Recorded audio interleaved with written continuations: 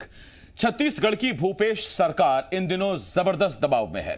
दबाव विपक्ष में रहते हुए किए गए वादों को पूरा करने का। याद कीजिए, हफ्ता भर पहले 14,580 शिक्षकों ने ज्वाइनिंग के लिए जोरदार हंगामा किया, तो दूसरी तरफ शनिवार को संविदा कर्मियों ने अपने नियमितीकरण की मांग उठा दी और अब इसी नियमितीकरण की मांग को लेकर अब विद्या मितान आज से भूख हड़ताल पर बैठ गए हैं। सवाल यह है, क्या यह सरकार की वादा खिलाफी है या कोरोना काल में आर्थिक तंगी से जूझ रहे मजबूर कर्मचारी के पास आखिरी चारा? खैर, सरकार वादा पूरा नहीं कर पा रही और विपक्ष सरकार पर हमलावर है। कई सवाल हैं जिनके जवाब जानने की कोशिश करेंगे। एक खास पैनल भी हमारे साथ जुड़ेगा, मगर आइए सबसे पहले एक रिपोर्ट देखते हैं।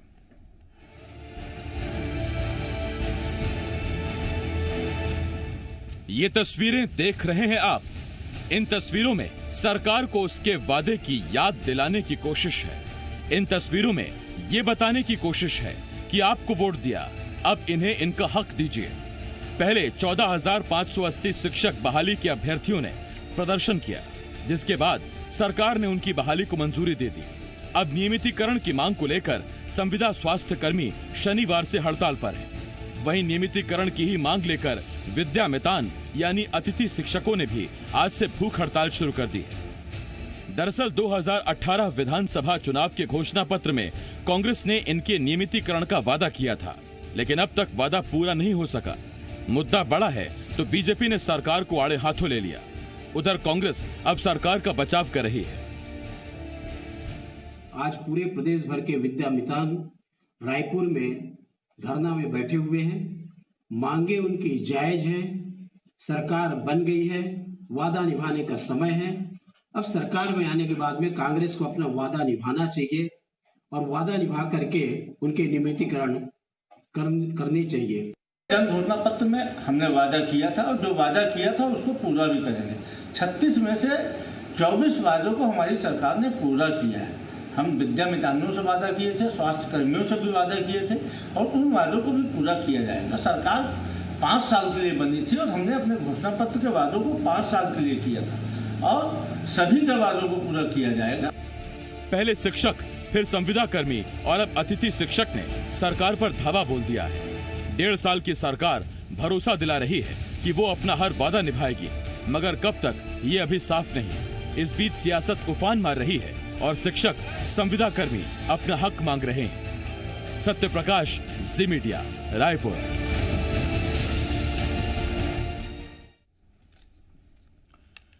तो ये एक हमने आपको रिपोर्ट दिखाई और आप देखिए कि सबसे पहले शिक्षक जिनकी परीक्षा हो गई, जिनका रिजल्ट आ गया लेकिन ज्वाइनिंग नहीं मिली, उसके बाद फिर संविदा कर्मी और अब विद्या मितान। इस वक्त 3 खास मेहमान हमारे साथ जुड़ रहे हैं। हमारे साथ श्रीचंद सुंदरानी जी बीजेपी की तरफ से, इसके साथ साथ सुशील आनंद शुक्ला जी प्रवक्ता कांग्रेस की तरफ से हमारे साथ जुड़ रहे हैं। मैं आप दोनों का बहुत बहुत स्वागत करता हूं। और सबसे पहला सवाल सुशील जी आपसे। सुशील जी, देखिए, वादा तो किया था आपने, मैनिफेस्टो में कहा था कि इन तीनों वर्गों को, संविदा वालों को हम नियमित करेंगे, विद्या मितान को भी नियमित करेंगे और 1 साल हो गया आप ही के वक्त में रिजल्ट आए हुए। उस रिजल्ट को 1 साल के लिए एक्सटेंड किया गया था। जब शिक्षकों ने फिर हंगामा किया तो आपने उनकी नियुक्ति के आदेश जारी कर दिए। लेकिन सवाल क्यों नहीं उठेगा सर कि जब वादा किया है तो फिर निभाइए ना। बिल्कुल आसिफ जी, हमने वादा किया था और हम अपने वादे से पीछे भी नहीं हट रहे हैं। बस बात यह है कि एक कोरोना का समय आएगा, इसको किसी ने नहीं जाना था, ना हमने जाना था, ना उस समय हमने वादा करते समय जाना था। लेकिन हमारी सरकार बने आसिफ जी लगभग 20 महीने हुए हैं। 20 महीने में से देखिए 8 से 9 महीने हम कोरोना से जूझ रहे हैं और हम सरकार बनने के साथ ही हमने वादा पूरा करने की दिशा में काम शुरू किया। हमारी सरकार बनने के पहले तीसरे घंटे से हमने वादा पूरा करना शुरू किया। हमने किसानों से वादा पूरा किया, हमने युवाओं से वादा किया था कि हम सरकारी नौकरी में के द्वार खोलेंगे, हमने खोला। हमने शिक्षकों की भर्तियां शुरू की, हमने प्रोफेसरों की भर्तियां शुरू की, हमने वन विभाग के अधिकारियों की भर्तियां शुरू की। निसंदेह विद्या मितानों से भी जो वादा हमने किया था हम उससे पीछे नहीं हट रहे हैं। लेकिन सवाल ये उठता है कि अभी कोरोना का समय है, स्थितियां इस समय सबको अपनी जिम्मेदारी समझनी होगी। सरकार अपनी जिम्मेदारी पे अड़ी हुई है। सरकार ने जो वादा किया था सरकार है, हमने वादा किया था 5 साल के लिए, और अभी सरकार को 20 महीने का समय मिला। 20 महीने में से 8-9 महीने कोरोना में चले गए। तो ऐसे समय यह कहना कि सरकार अपने वादे से मुकर रही, मैं समझता हूँ अन्याय होगा। नहीं शुक्ला जी, देखिए आप हैं सरकार और सरकार के पास है पैसा, सरकार बड़ी भी है। कोरोना अगर आप पर भारी पड़ रहा है तो आप सोचिए कि जिसको एक परमानेंट एम्प्लॉय के बराबर सैलरी नहीं मिल रही, जिसको संविदा के तौर पर सैलरी मिल रही है, उस अकेला आदमी का परिवार कैसे चल रहा होगा, जरा ये सोचिए आप। बिल्कुल आसिफ जी, इसमें उनकी भावनाओं को, उनकी परेशानियों को सरकार बेहतर ढंग से समझ रही है। लेकिन सवाल ये उठता है कि अभी जो स्थिति है आसिफ जी, अभी जो सरकारी स्कूल में जो शिक्षक हैं, नियमित शिक्षक हैं, उन नियमित शिक्षकों से पठन पाठन का कार्य पूरा नहीं हो पा रहा है। आसिफ जी, जो स्थितियां देश की चल रही है, मैं आरोप प्रत्यारोप में नहीं जा रहा हूं। आज स्थिति ये है कि देश में तो जो कर्मचारी है उनकी 30% सैलरी में कटौती हो रही है। हमारी सरकार ने अभी तक अपने किसी भी कर्मचारी के 1 भी रुपए सैलरी में कटौती नहीं की है। तो कहीं न कहीं सरकार अपनी प्रतिबद्धता पर ही हुई है, और निसंदेह विद्यामितानों की मांगे जायज है, और हमने उनसे वादा भी किया था, हम उनके वादे को पूरा भी करेंगे। लेकिन थोड़ा सा इंतजार करना होगा, परिस्थितियां सामान्य होगी, सबके वादों को पूरा किया जाएगा। ठीक, मैं इस पर आऊंगा आपके पास अभी शुक्ला जी। सुंदरानी जी आपके पास आ रहा हूं, और सुंदरानी जी आपसे एक सवाल। देखिए, छोटी सी बात एक ये कि मैनिफेस्टो को याद करें तो उसमें बेरोजगारों को भत्ता देंगे, ये भी कांग्रेस का वादा था। शुक्ला जी को भी याद होगा, आपको भी याद होगा। अब फर्ज कीजिए अगर बेरोजगारों को भत्ता पहले महीने से मिलने लगता तो इस 20 महीने में अब तक कितनी धनराशि उनके पास पहुंच गई होती, और ये आगे जाकर कब ये वादा पूरा होगा, फिर कब से राशि मिलनी शुरू होगी, और इस बीच 2 साल का जो ये गैप है, मैं तो कहता हूं कि 3 महीने बाद से भी अगर सरकार शुरू करती है तो इस 2 साल की भरपाई होगी क्या? वो जो बैकलॉग है, वो जो बची हुई राशि, एरियर की राशि है, भत्ते की एरियर राशि, वो कब पहुंचेगी? सवाल क्यों नहीं उठेंगे? और सबसे बड़ी बात ये कि आप सरकार के तौर पर जब कह रहे हैं कि आपने सरकारी कर्मचारियों का ख्याल रखा, किसी की सैलरी आपने डिडक्ट नहीं की, तो इसीलिए तो संविदा वाला कह रहा है कि कम से कम आप हमें सरकारी करिए ताकि हम भी वो लाभ ले सकें जो तमाम सरकारी कर्मचारी लाभ ले रहे हैं। जी आसिफ जी, ये अभी मैं कांग्रेस के भाई को सुन रहा था, लगातार कांग्रेस के प्रवक्ताओं ने रट डाला है, 25 वादे पूरे कर दिए। एक किसानों के कर्ज माफी की अगर बात को छोड़ दें तो पूरा का पूरा घोषणा पत्र इनका कोरा का कोरा पड़ा है। अगर हम बात करते हैं एक नौजवान को बेरोजगारी भत्ता देने की बात, अगर हम ये बात उठाते हैं तो ये 5 साल का हमको समय को याद दिलाते हैं। लेकिन एक नौजवान को 2,500 रुपए प्रति माह अगर बेरोजगारी भत्ता मिलता, 20 माह की सरकार हो गई है, 10,000 रुपए का एक नौजवान का कर्जा भूपेश बघेल जी की सरकार पर चढ़ चुका है। ऐसे 10 लाख नौजवानों का कर्जदार सरकार बन चुकी है, और अभी तक आने वाले भविष्य में कोई योजना नहीं है। कोरोना की तो तकलीफ 6 महीने से आई है, मैं मानता हूं पूरे देश की अर्थव्यवस्था स्थिति खराब है, लेकिन क्या छत्तीसगढ़ सरकार बार बार इस बात का दुहाई देती है कि छत्तीसगढ़ की आर्थिक स्थिति बहुत हमारी मजबूत है। जिस प्रकार से यहाँ नई नई योजनाओं को लॉन्च तो किया जा रहा है, लेकिन उसका क्रियान्वयन होगा कि नहीं होगा, इस पे प्रश्न चिन्ह लगा हुआ है। शराब का वही वादा की बात है, ये शिक्षा कर्मियों की बात करते हैं, इन्होंने उनको धोखा दिया, संविदा के कर्मियों को इन्होंने धोखा दिया, विद्या मितान को इन्होंने धोखा दिया, होमगार्ड की भर्ती को लेकर, पुलिस की भर्ती को लेकर धोखा दिया इन्होंने हर क्षेत्र के लोगों को, और धोखा दिया माताओं और बहनों को जिनको शराबबंदी का वादा करके इस सरकार में आए थे। लगातार किसानों के साथ भी धीरे धीरे जो स्थिति निर्मित हो रही है, हालात छत्तीसगढ़ की बहुत चिंताजनक है। न ये कोरोना महामारी पे अंकुश लगा पा रहे हैं। आज मध्य प्रदेश और पंजाब और दिल्ली जैसे राज्यों को पीछे छोड़ के छत्तीसगढ़ का मृत्यु दर बढ़ता जा रहा है, और कोरोना से रिकवरी रेट बहुत तेजी से घट रहा है। लोगों को बेड नहीं मिल रहे हैं। लोग अगर तकलीफ में आ जाएं रात को तो कहीं उसको सरकारी अस्पताल हो या प्राइवेट अस्पताल में बेड नहीं मिलता।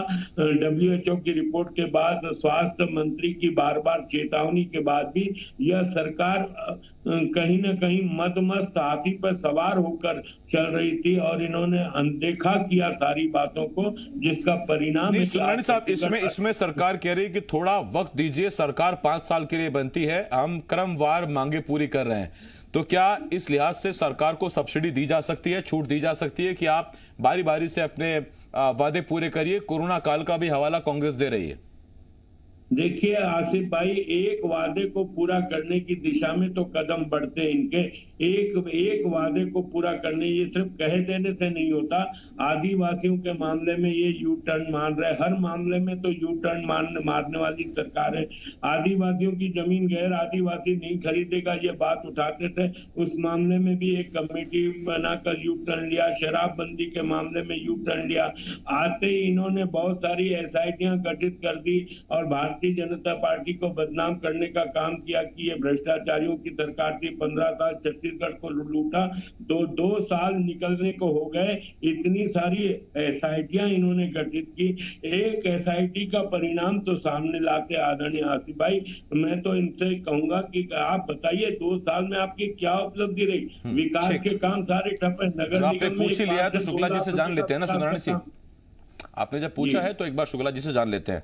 शुक्ला जी, आपने एक तर्क ये दिया कि थोड़ा सा इंतजार और करें, तमाम जो संविदा कर्मी हैं, विद्या मितान हैं, कोरोना काल चल रहा है।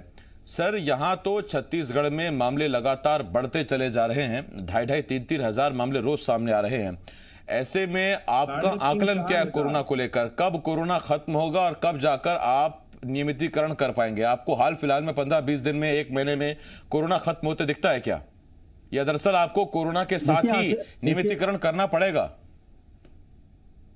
देखिए आसिफ जी, कोरोना कब खत्म होगा यह तो मैं क्या कोई नहीं बता सकता, देश के प्रधानमंत्री भी यह बताने की स्थिति में नहीं, पहली बात। दूसरी बात मैं बता दूं, अभी माननीय श्री चंद्र सुंदरानी जी बोल रहे थे कि छत्तीसगढ़ की मृत्यु दर पंजाब से, हरियाणा से, महाराष्ट्र से बहुत ज्यादा है, तो थोड़ा सा उनको मैं करेक्ट करना चाहूंगा।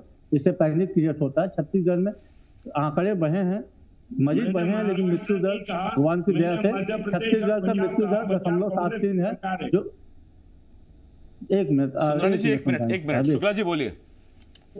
देश की अपेक्षा और अन्य राज्यों की अपेक्षा भगवान की कृपा है, छत्तीसगढ़ की मृत्यु दर कम है, आंकड़े बढ़े हैं। सरकार इस दिशा में पूरी तरीके से प्रयासरत है। अभी सुंदरानी जी बोल रहे थे कि छत्तीसगढ़ की कांग्रेस सरकार पर बेरोजगारों का इतना रुपया कर्जा चढ़ गया है। यासिफ भी याद होगा आपको, मैं पिछला, चूंकि अब इनकी सरकार भूतपूर्व हो चुकी है, अब उसके बारे में बोलना उचित नहीं है, लेकिन फिर भी याद दिला दूं, इन्होंने छेड़ा है 500 रुपया 2003 में वादा किया था बेरोजगारी भत्ता देने का। इन्होंने 15 साल सरकार चलाए, 180 महीने, लगभग 9 लाख रुपया होता है बेरोजगारों के खाते में, जो भारतीय जनता पार्टी रमन सिंह के ऊपर आज भी उधारी है। चले गए, भविष्य में कब आएंगे यार मालूम नहीं, लेकिन वो उतना उधारी इन्होंने अभी किया हुआ है। हर परिवार से एक को सरकारी नौकरी देने का वादा किया था आदिवासियों से, इन्होंने वादा किया था हर परिवार को जर्सी गाय देंगे। आज रुपए में धान खरीदेंगे, इन्होंने वादा किया था बोनस देंगे 300 रुपए, पूरे 5 साल देने का वादा किया था, नहीं किया। अब तो इसीलिए भूतपूर्व हो गए। लेकिन हम आसिफ जी जो कमिटमेंट किए थे, हमने वादा पूरा किया। हमने किसानों से वादा पूरा किया, हमने सिंचाई कर माफ किया, हमने किसानों का कर्जा माफ किया, हमने आदिवासियों से वादा किया तो उनकी जमीनें वापस की।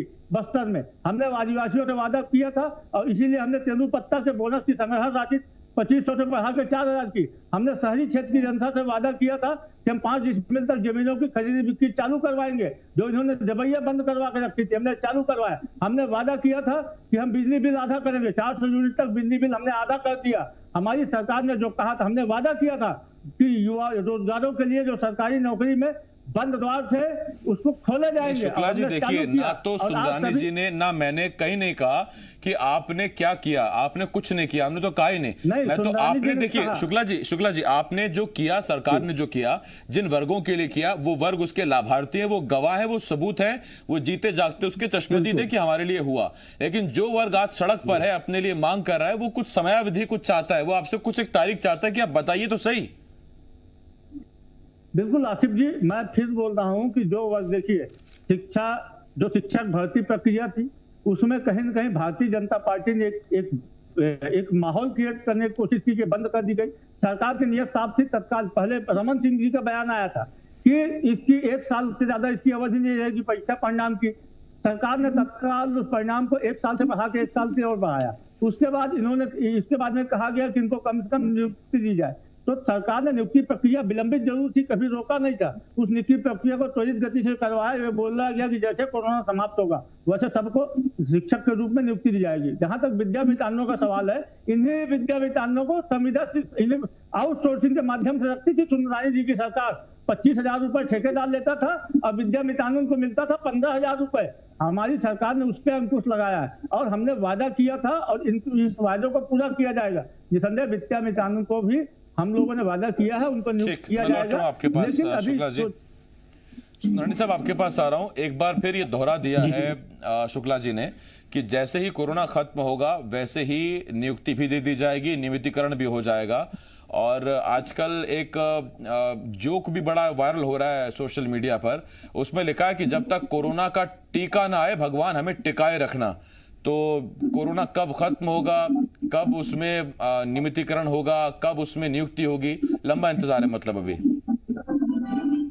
नहीं, निश्चित रूप से कोरोना से तकलीफ तो है, मैं आसिफ भाई इस बात से कोई नकारूंगा नहीं, लेकिन कोरोना कहीं ना कहीं सरकारों के लिए एक बहाना भी बन गया, आड़ भी बन गई है।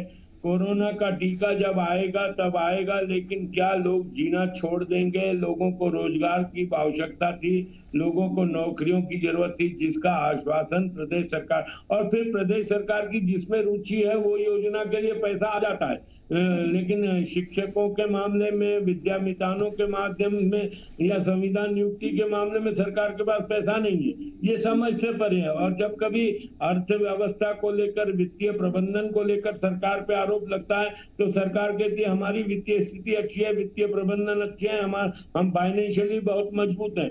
ये दोहरा मापदंड कैसे चलेगा आसिफ भाई? कहीं ना कहीं मत भिन्नता तो सरकार के विचारों में स्पष्ट रूप से दिखती है। कहा जाता है जीएसटी का सबसे अच्छा कलेक्शन छत्तीसगढ़ में आ रहा है, पेट्रोल डीजल का वैट सबसे अच्छा यहाँ आ रहा है, शराब की बिक्री हम देख रहे हैं 5-5, 700, 1000 लोगों की लाइन लग के शराब बिक रहा है, कोचियों के माध्यम से मोहल्लों में शराब बिक रहा है, वैध अवैध दोनों शराब बिक रही है। नहीं, वो तो भगवान की कृपा से कांग्रेस ने भी आप ही को टक्कर दी है सर, आपके पास भी कलेक्शन ऐसे आता था आबकारी का?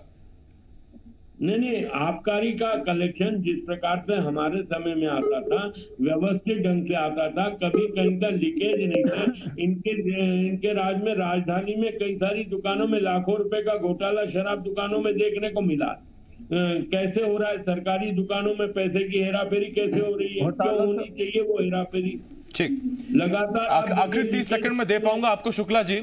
शुक्ला जी, एक बात जिस पर बार बार सुंदरानी जी पूछ रहे हैं सवाल और जनता भी जानना चाहती है, देखिए हाल ही में हरेली के दिन से गोधन न्याय योजना शुरू हुई थी और कुछ और जो लोकप्रिय योजना है वो शुरू की, तो अभी सरकार के पास कोरोना काल में पैसा है या नहीं है?